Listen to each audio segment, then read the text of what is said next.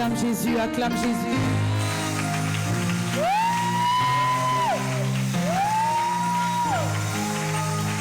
Ah, je vois ton acclamation, mais je sais que tu peux mieux faire.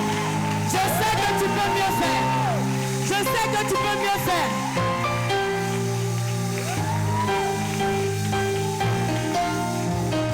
Alléluia. Alléluia. Amen, amen. Amen, amen. Amen, amen. Oh, la Bible dit que le zèle de ta maison me dévore. Et ma prière pour toi ce soir, c'est que le Seigneur fasse de toi un homme zélé, une femme zélée. Amen. Amen, amen. Alors, je veux bénir le Seigneur pour la vie de mon père, le pasteur Mohamed Sanogo. Bénis Dieu pour la vie de mon berger, le pasteur Camille Ndien. Est-ce que quelqu'un peut m'aider à honorer le Seigneur vraiment pour la vie de ces hommes-là? Ah, merci Seigneur, merci Jésus pour la vie de mon père. Merci Seigneur pour l'homme de Dieu qu'il est. Merci pour le pasteur, le type de pasteur qu'il est pour moi et pour nous tous. Amen. Alléluia. Amen, amen. Nous allons lire une portion des Écritures et puis on va s'asseoir. Donc pour ceux qui sont assis, veuillez vous tenir debout s'il vous plaît.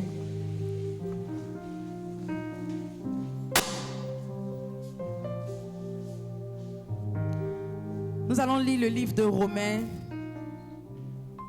Prenez vos Bibles, s'il vous plaît. Pour ceux qui en ont. Romains le chapitre 12.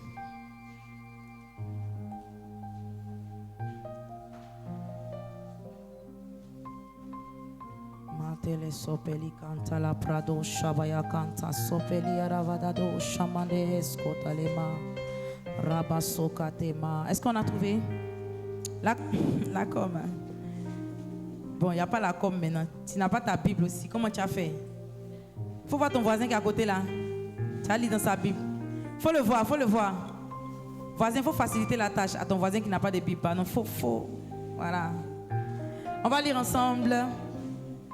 Romains le chapitre 12, verset 15. La Bible dit: réjouissez-vous avec ceux qui se réjouissent. Lisez avec moi.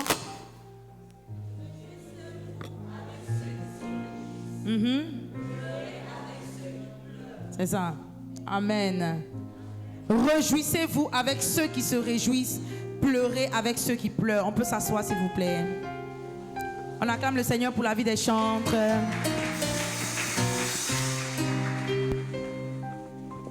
Voici une recommandation que le Seigneur nous fait. Il nous demande de nous réjouir avec ceux qui se réjouissent. Il dit aussi que nous devons aussi pleurer avec ceux qui pleurent. Cela dit, quelles que soient les périodes de la vie de quelqu'un que tu côtoies, le Seigneur recommande de rester avec lui. Amen. Le Seigneur recommande de rester avec lui, de marcher avec lui, d'être en sa compagnie, d'être pour lui un soutien. Amen. Quand quelqu'un passe par des moments difficiles, on pleure, on le soutient, on le visite, on prie pour lui. N'est-ce pas? Ou bien c'est pas ce que tu fais? C'est pas ce que tu fais. Quand quelqu'un avec qui tu marches, quelqu'un que tu connais, ton ami, camarade de classe, collègue de bureau, quelqu'un avec qui tu es proche, quand il a des moments difficiles, c'est ça non? Tu l'assistes, tu pries pour lui, tu vas le visiter, en tout cas quand tu peux, n'est-ce pas? Mais la Bible dit aussi de nous réjouir avec ceux qui se réjouissent. Quelqu'un va dire, mais c'est pas très compliqué. Si dans les moments difficiles, j'arrive à être là, c'est pas pendant la joie que je vais pas être là. Mais c'est pas aussi simple. Parce qu'au milieu de tous nos proches, au milieu de toutes ces personnes qu'on fréquente, au milieu de toutes ces personnes qui nous fréquentent, il y en a particulièrement, quand on a de mauvaises nouvelles, ils sont là. Non, ils sont là. Ils vont pleurer avec nous, ils vont nous donner des conseils, ils vont nous dire ce qu'on doit faire ici, quelle décision prendre et tout. Mais quand il y a une bonne nouvelle, ces amis-là disparaissent. Ils disparaissent. Quel est le problème qui fait que ce type d'amis, ce type de fréquentation, ce type de connaissance n'arrive pas à célébrer avec nous nos joies, n'arrive pas à partager avec nous? ces moments qui sont censés être des moments où on est tous contents, où on est heureux, on partage de bons souvenirs, on crée des souvenirs. Qu'est-ce qui fait que on n'arrive pas, ou du moins ces personnes n'arrivent pas à rester près de nous? Oh, c'est une recommandation que Dieu lui-même nous fait. Il dit, réjouissez-vous avec ceux qui se réjouissent. Alors pourquoi à ce moment-là, ils sont aux abonnés absents? Pourquoi quand je me suis mariée, ma CP là, j'ai remarqué qu'elle ne me fréquente plus. Dès qu'il y a eu le bac là, je ne sais pas ce qu'il lui a fait, hein, mais il est bizarre. Quand je le vois, il est froid. Quand je la vois, elle est froide. Je ne sais pas trop ce qu'elle me reproche. Je ne sais pas trop ce qu'il me reproche. Mais depuis qu'il y a eu mon examen là, c'est devenu froid entre nous. Est-ce que quelqu'un a déjà vécu ça? Est-ce que quelqu'un a déjà vécu ça? Il n'a pas vu ta main. Vous voyez, ça existe. Ça existe. La Bible dit que le succès des autres est révélateur. Quelqu'un doit se poser la question. Comment je me sens quand une bonne nouvelle arrive, mais qu'elle n'est pas pour moi, qu'elle est pour mon frère? Comment mon cœur réagit? Comment je me sens? Comment je me sens quand la bonne nouvelle n'est pas pour moi? La Bible nous parle de deux frères que vous connaissez très bien dans le livre de Genèse. Genèse, le chapitre 4, verset 1. La com, aidez-nous avec ça. La Bible nous parle de Caïn et de Abel. Vous les connaissez? Vous connaissez l'histoire? La Bible dit que Caïn et Abel sont frères. Et les deux frères là, ils font deux métiers différents. Il y en a un qui est éleveur. Il y en a un autre qui est cultivateur. Et tous les deux, ils ont décidé de faire des offrandes à Dieu. Tous les deux. Ça dit qu'il n'y a pas un qui a décidé d'aller faire une offrande et puis l'autre s'est mis à l'écart. Les deux ont décidé de donner à Dieu. Chacun a donné comme il avait résolu en son cœur. Caïn a préparé son offrande. Abel aussi a préparé son offrande. Mais la Bible nous dit, la façon Abel a préparé son offrande là, ça a été distinctif. Ça veut dire que le soin qu'il a pris pour préparer son offrande là, ça lui a marqué des points dans le cœur de Dieu. Amen. La façon dont Caïn aussi a préparé son offrande, ça lui a retranché des points dans le cœur de Dieu. Cela dit, tout ne se résume pas à l'offrande. Tout ne se résume pas au don que tu fais.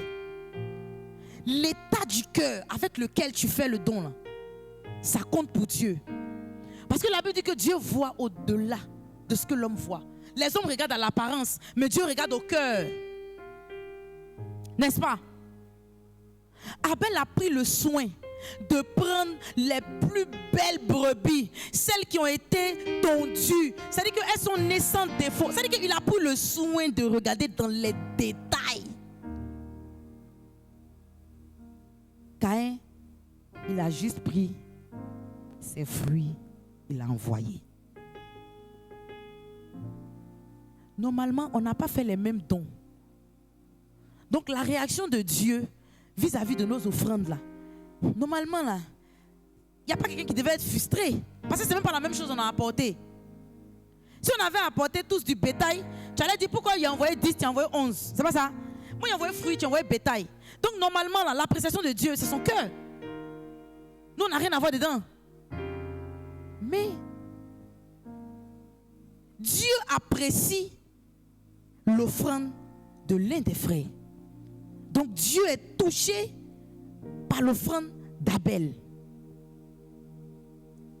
Et puis, l'offrande de Caïn, là, la Bible dit que il a rejeté Caïn et son offrande.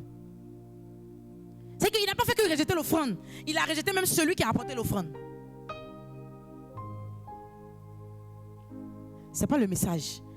Mais il avait envie de m'étaler dessus. Mais non. Il a rejeté Caïn et son offrande. Et puis il a agréé Abel et son offrande. Et cette situation-là a créé quelque chose dans le cœur du frère. Celui dont l'offrande a été rejetée, il y a quelque chose a commencé à monter dans son cœur. L'état de son cœur a commencé à se corrompre. L'état de son cœur a commencé à changer. Pourquoi? Pourquoi Dieu peut accepter l'offrande de celui-là et puis il ne prend pas pour moi? Il a commencé à réfléchir à comment il va mettre fin à cette situation. Parce que trop c'est trop. En anglais on dit comment? Enough is enough. Trop c'est trop. On ne peut pas venir faire offrande nous deux. On va se débrouiller pour t'apporter quelque chose. Et puis tu as dit que pour l'autre, il est mieux que pour moi. Et puis tu ne rejettes pas que mon offrande est. Moi-même, il a apporté là. Je t'en fous de mes efforts. Ça a créé quelque chose dans le cœur de Caïn. Et la chose, vous savez, la Bible dit, une fois que le péché là, une fois que la convoitise a conçu, elle va enfanter quelque chose. Quand tu as des rapports là, ça engendre quelque chose. Un bébé, n'est-ce pas? Donc une fois que la convoitise conçoit en toi, elle va enfanter. Et le bébé de la convoitise s'appelle le péché. En Caïn, la convoitise a conçu et elle a enfanté le meurtre. Le meurtre. Il a tué son frère. Parce qu'il ne se voit pas en train de se réjouir pour son frère. Dieu a accepté l'offrande. Au moins, on est parti à deux. Il ne nous a pas chassés, nous deux. Il y en a un qui a été favorisé, n'est-ce pas? Normalement, on est frères, même père, même mère. Si un n'a pas marché, qu'un a marché, normalement, on doit se réjouir. Ou bien, à la limite, même ton frère va t'attacher pour dire que tu toi aussi, tes manques, tu envoies, c'était pourri. Toi, ta vie, Dieu, en comment? Et puis, on rit. Mais le gars, son cœur s'est sali. Son cœur s'est sali. Il a oublié là sur le tas là, que c'était son frère. De même père et de même mère. La haine qui est montée dans son cœur là, il a tué son frère. Il faut qu'on sache se réjouir quand les bonnes nouvelles arrivent aux autres. Les gens qui sont auprès de toi quand il y a des mauvaises nouvelles là, ils sont bien. Mais il faut les remarquer aussi quand il y a les bonnes nouvelles. Comment ils agissent. Regarde un peu. Faut essayer de voir. Comment ils agissent quand il y a les bonnes nouvelles. Parce qu'il y a des gens auprès de toi là. Ce n'est pas vraiment des amis. Hein. Tu as l'impression qu'ils sont en train de te pister. Ils sont là pour savoir comment ça va dans ta vie en fait. Si ça ne va pas bien, ils vont aller se moquer. Si ça va bien, ils ne sont pas très contents. Du coup, quand ça va bien, il n'est pas là. Quand tu vas lui demander, il va te dire, mais ça va, est-ce que tu as besoin de moi? Mais très souvent, ça cache quelque chose. Ça cache de mauvaises intentions. Caïn n'a pas épargné son frère. Caïn a tué son frère. Joseph n'a pas été épargné par ses frères. Il a expliqué rêve. Rêve. Il a dormi, il a vu. Ce n'est pas quelque chose qui est arrivé. Hein. Ce n'est pas encore arrivé. Il a rêvé. Et puis il a expliqué. Comme il a expliqué là, on dit ok. On va te vendre. Ce n'est pas que tu es ici que tu rêves. Si tu deviens esclave quelque part, qu'on te maltraite là, ce n'est pas sûr que tu auras un coin même où dormir. Du coup, tu n'as plus rêvé. Ce n'est pas que tu es ici, tu manges. D'accord, là, tu rêves. Ils l'ont vendu. Ils l'ont vendu. Maintenant, comment toi et moi, on peut savoir que nous là, notre cœur est pur, on arrive à manifester de la joie quand nos proches, quand nos amis sont eux aussi en joie. On est ensemble ici, hein? Et puis le mariage te localise. Oh, à la vérité là, tu es ma petite soeur. Il n'y a pas des femmes, parce que nous, notre affaire de mariage là, vraiment, ça nous tient à cœur. C'est pas normal. La seule même vient d'arriver à l'église. Elle vient d'arriver à l'église. Et puis c'est la même, elle vient pas bien même. La dernière fois quand le pasteur parlait des tontines d'église là, elle est dedans. Elle même fait 2 bras. Parce que quand elle vient là, c'est 2 semaines après elle vient encore. Mais elle seule, elle a eu son BTS. Elle seule, en même temps qu'elle a eu BTS, elle a eu stage. Elle seule, on lui a promis en même temps de l'embaucher. Elle seule, un mois ici, ça fait 2 ans. Yad, c'est parce que tu ne dis pas ça fort. C'est que tu dis tout bas, là, c'est ça, tu dis tout haut. Sinon, tu dis ça. On est à l'église ici. Hein. Il y a un témoignage à Bloom. Hein. Mais ça m'a... Bon. C'est que si on n'a qu'à servir Dieu. On a servi Dieu. Répétition, c'est à quelle heure? C'est à quelle heure? Tu n'as pas venu, ils vont te dire que tu n'es pas venu. Tout ça, on te convoquait chez les coachs là-bas pour aller expliquer. Oh, on est à l'église ici même, moi-même. Bac là, ça fait 4 fois. C'est pas on parle pas. C'est pas on parle pas. On a fait 95%. On a fait 85%. On n'est pas dedans. Nous, on sait Dieu comment. Et puis, eux là, ils savent Dieu comment. Les gars, Dieu est trop puissant. Dieu est trop puissant pour ne pas nous exaucer. S'il y a quelque chose qui ne va pas, s'il y a un exaucement qui n'est pas encore venu, le problème, ce n'est pas Dieu. C'est l'état de notre cœur. Si. C'est l'état de notre cœur. David dit, vous connaissez ce verset qui dit, oh mon âme, bénis l'Éternel. C'est ça, non? David n'était pas en train de... C'est-à-dire qu'il n'a pas dormi, il s'est réveillé, il était tellement bien. Puis il dit, oh mon âme, bénis l'Éternel. Non, oui. David était oppressé. Et dans ses émotions-là, ça n'allait pas. Il était en train de dire à son âme, il commandait à son âme, que malgré la situation, malgré le tumulte du moment-là, que son âme reste dans la posture dans laquelle Dieu veut qu'elle soit. David était en train de commander à son âme pour dire, oh mon âme, bénis l'Éternel. Et puis quand tu vas bénir là, il y a un truc que tu ne dois pas oublier. Tout c'est bien fait. Mon âme, toi et moi on était en brousse, hein, derrière les brebis de mon papa. Mon âme, il ne faut pas oublier. Quand il y a eu l'ours, mon âme, c'est Dieu qui nous a délivrés. N'oublie pas, c'est pas parce que là maintenant ça chauffe que tu vas oublier. Oh mon âme, bénis l'Éternel et n'oublie aucun de ses bienfaits. C'est quand l'oppression monte, les émotions là, vous savez, les émotions, c'est l'expression c'est l'expression un peu palpable de ce qu'on vit. Vous voyez, quand on est triste, cette semaine, j'ai parlé avec un pasteur qui m'a dit, il faut que tu arrives à détacher ton esprit de ton âme. Ça semble banal, non? Mais voilà la manifestation de l'âme et de l'esprit qui sont très liés. C'est que quand tu es triste, tu n'arrives pas à prier. C'est normal. T'as 2 ans de chrétienté là. C'est pas normal. C'est pas normal. Quand il y a quelque chose qui te fait mal, ta vie chrétienne, en même temps, prends un coup, tu chutes comme ça.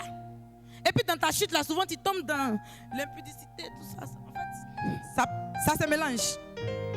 Chacun a son challenge. Hein. Il y en a, c'est l'impudicité. Il y en a, là, c'est le vol. Hein. Il y en a, ils ne sont pas impudiques. Hein. Donc quand le pasteur parle de ça ici, il parle de on t'embrasse, on te serre. Ils ne sont pas dedans. Hein. Eux là, ils sont dans... C'est spécialité, c'est comme à l'université. Ouais, non. Oh. C'est pas spécialité. Moi, j'ai fait histoire. J'ai fait la Grèce classique.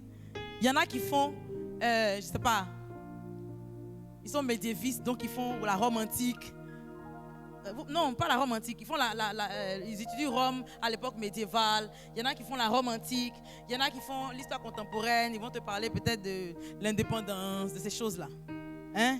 Donc, c'est pas spécialité. Il y en a, eux là, c'est des impudiques. D'autres, c'est des voleurs. Il y en a, c'est des menteurs. Il y a cette spécialité-là.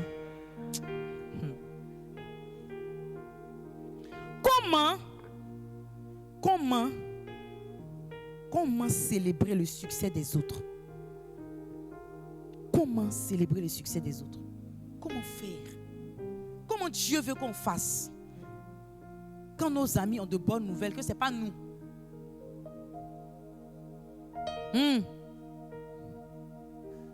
Première chose qu'il faut faire, il faut croire que Dieu fait chaque chose en son temps. Si la grâce a localisé un ami, si la grâce a localisé un frère, une connaissance, même quelqu'un qu'on ne connaît pas, mais nous tous on vient à l'église si on se voit. Si la grâce a localisé quelqu'un, il faut savoir que les bontés de l'Éternel, là, la Bible dit, elles ne sont pas épuisées. Et puis ses compassions ne sont pas à leur thème. Ça veut dire que la miséricorde de Dieu, là, c'est pas fini. Il n'a pas tout donné au frère, là. Il n'a pas tout donné à la soeur, là. Il y en a encore. Est-ce que j'explique bien?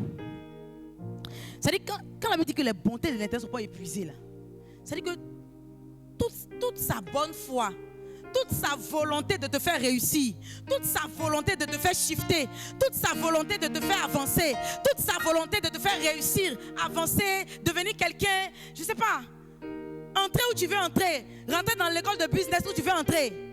Ce n'est pas fini sur Misata. En fait, il y en a encore. Il y en a encore. Ce n'est pas fini sur Fatim. Tu peux encore entrer à l'INP. L'INCA, tu peux entrer. Vous voyez de quoi il parle? Les bontés de l'Éternel ne sont pas épuisées. Si Dieu a choisi ce temps précis pour exaucer mon frère, je le bénis.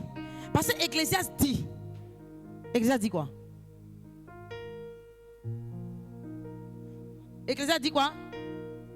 Il y a un temps pour toutes choses sous le soleil. De toutes les façons, quand la lune et le soleil se lèvent ensemble, on appelle ça éclipse. Ça là, c'est pas la règle, c'est l'exception. On est d'accord?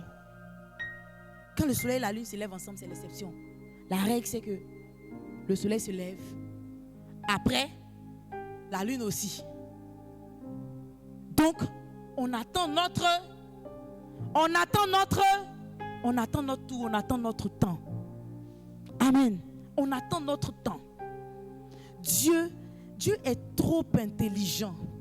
Dieu est trop sage pour se tromper dans sa façon de nous exaucer.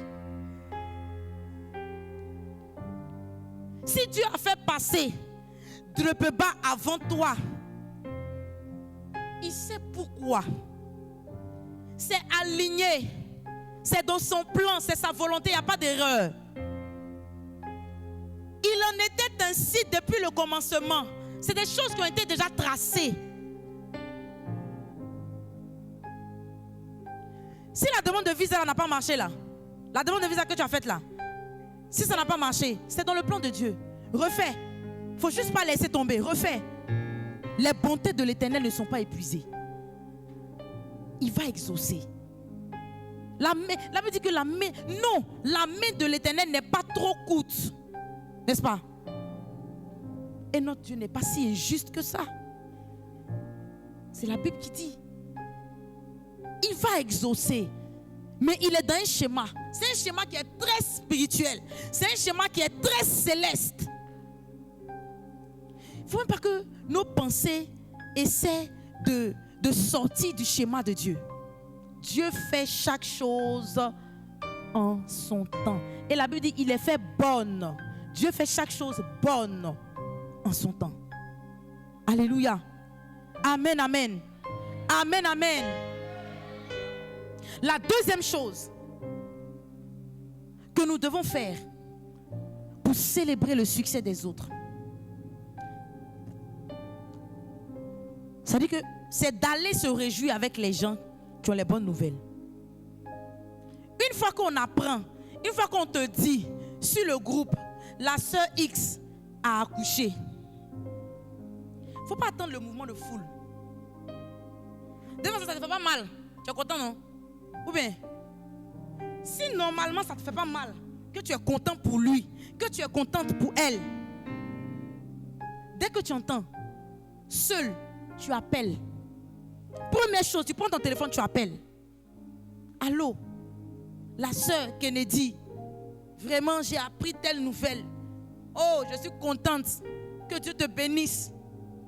Vraiment, on bénit Dieu.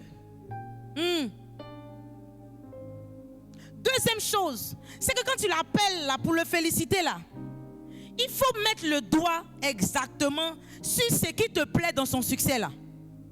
C'est que la grâce que le Seigneur lui a accordée là, c'est quelle partie même qui te touche, même puis tu es content comme ça là. Il faut lui dire. Amen. Il faut lui dire. Mais il faut que ce soit d'un cœur sincère. Il faut que ce soit d'un cœur sincère. Parce qu'on est nombreux. Les racines d'amertume là nous fatiguent. Il faut que ce soit d'un cœur sincère. Il ne faut pas te laisser séduire par la jalousie. Non. Pas te laisser séduire par la jalousie. Ne te laisse jamais séduire par la jalousie. Jamais. Ne te laisse pas séduire par la jalousie.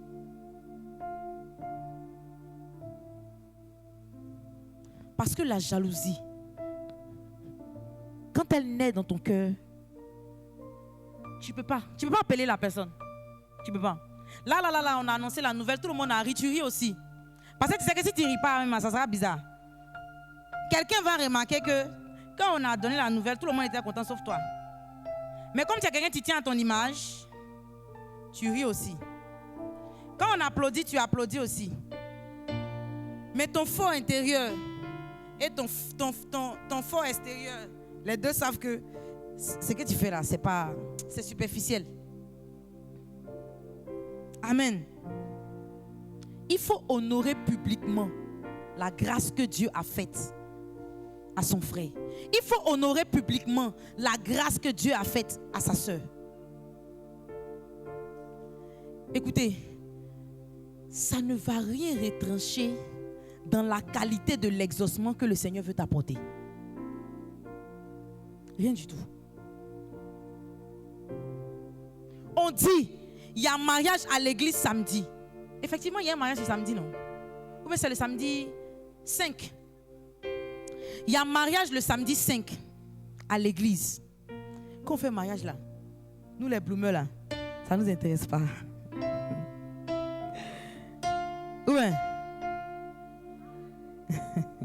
Non. Yann, c'est vrai que ici, on n'a pas encore séparé les lights avec les churches, n'est-ce pas? J'ose croire que vous savez de quoi il parle. On n'a pas encore séparé les lights des churches. On fait culte ensemble. Mais les gars, Dieu ne nous a pas créés pour...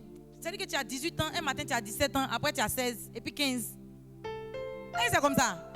Non. Tu as 16 ans, un matin tu as 18 ans, c'est pas ça. Après tu as 20 ans. Donc on est en train d'évoluer vers le grand culte. N'est-ce pas? Mais je sais qu'il y a des gens ici, là, ils ont dépassé 26 ans, là, mais tu es bleu, mais c'est chic. Tu sais de quoi il parle? Ouais, tu sais de quoi il parle? C'est pas que tu n'as pas acclamé, sinon tu sais de quoi il parle.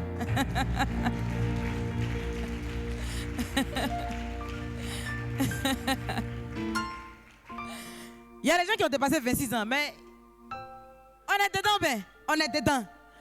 Moi-même, c'est à peine il y a eu 16 ans. Mon dernier anniversaire, là. C'est chic, on est dedans. Mais je veux dire que il faut que les mariages de l'église nous intéressent. C'est pas une interdiction. Venons au mariage de l'église. Le samedi 5, il y a un mariage. On n'a qu'à remplir l'église. Tirer à 4 épingles. Épingles, si tu as 10, il faut mettre. Normalement, quand tu as tiré 4 là, tu es sapé. Mais si tu as 10, il faut mettre. Quand il vient à l'église ici, là, il y a un frère. Il y a un frère. Chaque dimanche, il le cherche. Même inconsciemment. Maintenant, ils sont deux. Pas il a remarqué un autre aussi. De toute façon, ils s'habillent là. Ils sont distinctifs. Moi, je sais que tu sais de qui il parle. C'est que le style là, c'est comme l'eau quoi, ça coule quoi. Moi, il n'a pas dit non de quelqu'un. Donc en venant au mariage là, tu vois non? On venait au mariage là. Venez au mariage. Le mariage là, c'est le mariage de quelqu'un de l'église que toi tu ne côtoies pas. Peut-être parce que vous n'êtes pas dans le même département. Il y a des départements à l'église ici, là, vraiment ça prend beaucoup de temps. Un département comme le MRS, vous êtes toujours en train de prier et puis très souvent vous êtes dans une salle. Donc vous n'êtes pas vraiment, voilà, en contact avec les autres tout le temps. Mais un portier par exemple, un portier, lui il est à la porte, il salue tout le monde. Tu vois? Il peut voir tout le monde dans la même journée. Mais pour un frère du MRS, ce n'est pas évident. Donc peut-être que ton département fait que tu ne côtoies pas trop les gens, donc tu ne les connais pas. Mais on dit que le frère Zaglobelou c'est Marie. Viens! Jésus même qui est Jésus, il est parti dans le mariage. Quand il a changé l'eau en vin. Toi t'es qui pour ne pas venir dans le mariage?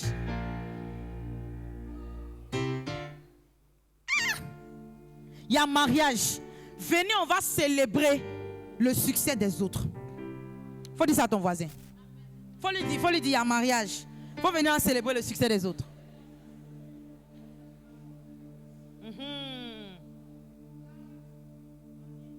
Vous allez venir, non? Pardonnez, venez. Mais quand il vient, il me sent seul, au milieu des grands là. C'est chic, mais ça peut être mieux. Amen. Amen. Il faut qu'on apprenne à célébrer le succès des autres. On honore publiquement la grâce que Dieu leur a faite. On contribue. Notre présence là, c'est une contribution à leur réussite, n'est-ce pas? N'est-ce pas? On est là. Si le département de... C'est le wedding planner, non? Si le wedding planner a besoin de quelqu'un pour aider ici, pour aider là-bas, on est en train de contribuer au bonheur des mariés. N'est-ce pas? La Bible dit que deux valent mieux qu'un. Une seule personne pour faire la déco de toute cette salle-là, c'est fatigant. Or, si on est 5, ça peut aller vite. Amen. Venez, venez, participons. Participons. Bloom fait partie. Vous appelez ça comment?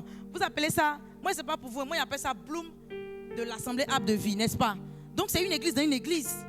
Donc venons, participons. Participons à Soukot. Tu ne savais pas? Mais façon tu me regardes là. C'est maintenant, on t'a dit. Il y a Soukot. Si la com était là, la com allait nous donner l'image. Il y a Soukot du 3 au 5. La participation là, c'est 5 000 seulement. Et la particularité, c'est que il y a deux églises qui se mettent ensemble pour Soukoté. Tu vois un peu de quoi il parle, non? Oh, tu n'as pas revu? En tout cas, tous ceux qui ont dépassé 26 ans, ils savent de quoi ils parlent. Il y a deux églises qui se mettent ensemble pour Soukoté. C'est 5 000. Venez. Venons. C'est-à-dire que quand Bloom arrive, là, il n'y a pas place pour les grands. On paye chez qui? Chez toi? Ok. Donc, vous pouvez vous inscrire avec Coach Fatim. Amen. Amen. Oh. Apprenons à nous réjouir pour les autres. Apprenons à être contents avec les autres. D'un cœur sincère. En étant vrai. Et pour quelqu'un qui médite beaucoup, il va noter ça. Donc on a déjà donné Romains 12, 15. On va noter 1 Corinthiens 12, le verset 26. 1 Corinthiens 12, le verset 26. On va aussi noter Galates, le chapitre 6, le verset 2. Fatim, on commence nos méditations à quand? Ok. Job, le chapitre 2, verset 11 à 13. Et puis, on va terminer avec Luc 15, verset 6. Que je reprenne, d'accord. Donc, on avait déjà noté Romains 12, 15. C'était le texte de base. Donc, on va aller sur 1 Corinthiens 12, verset 26. Galates 6, 2. Job 2, verset 11 à 13. Galates 6, 2. Donc, Galates 6, le verset 2. Job, le chapitre 2, verset 11 à 13. Luc, le chapitre 15, verset 6.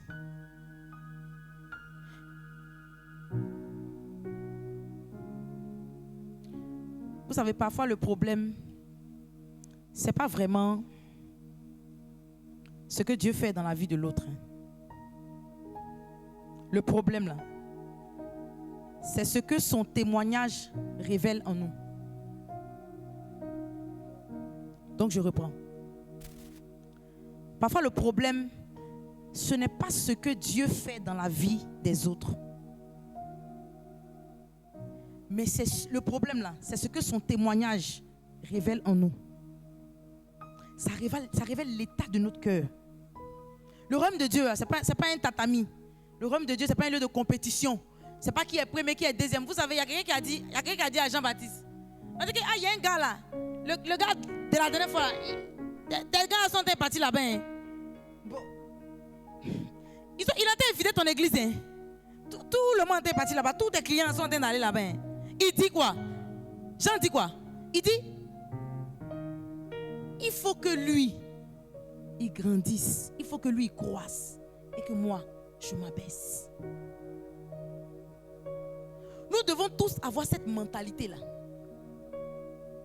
Oui. Nous là, on doit s'abaisser pour que Dieu s'élève. On doit avoir un cœur qui est capable de s'abaisser pour que les frères s'élèvent.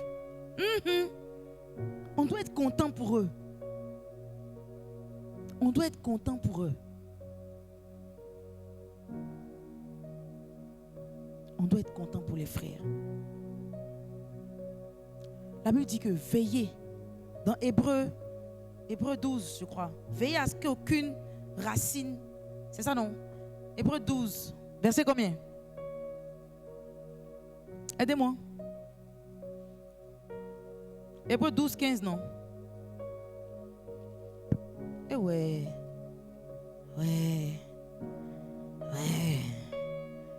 La vie qui est là. Veillez à ce que nul ne se prive de la grâce de Dieu. À ce qu'aucune racine d'amertume poussant des rejetons ne produise du trouble et que plusieurs n'en soient infectés. Ça nous ramène direct au message du dimanche dernier où le pasteur nous a donné les différentes étapes de la rébellion. Poussant des rejetons ne produisent du trouble et que plusieurs n'en soient infectés. Le recrutement. Vous vous souvenez de ça? Veillons sur notre cœur. Veillons sur notre cœur. Veillons sur notre cœur. Veillons sur nous-mêmes.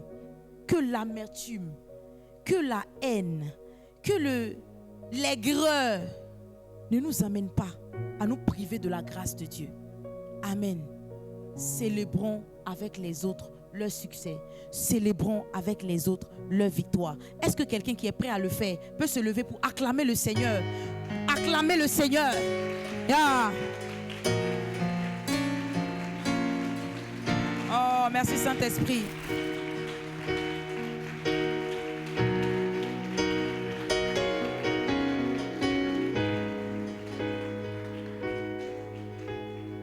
Nous allons prier le Seigneur. J'aime la posture que tu as. Oui, reste debout. La posture est bonne.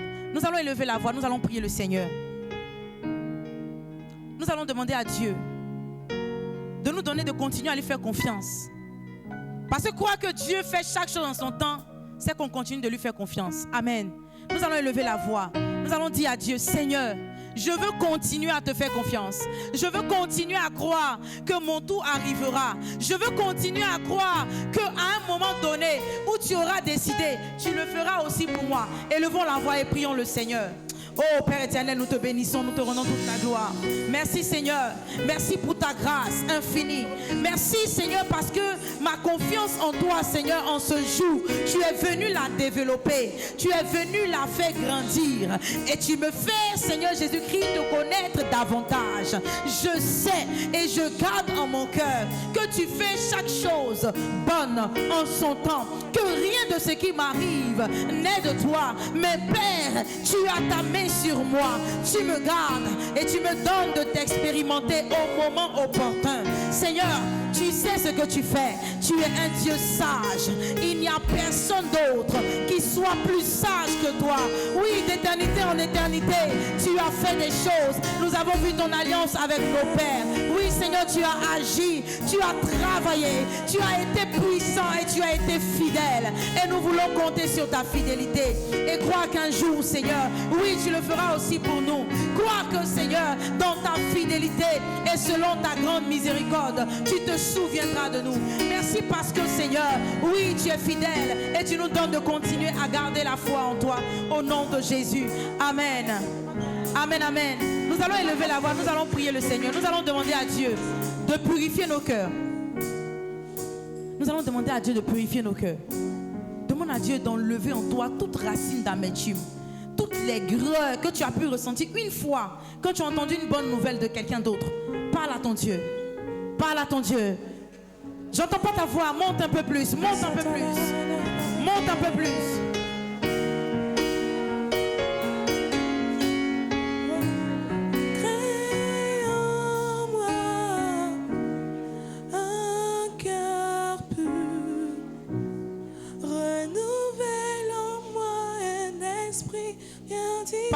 Parle à ton Dieu, je n'entends pas ta voix.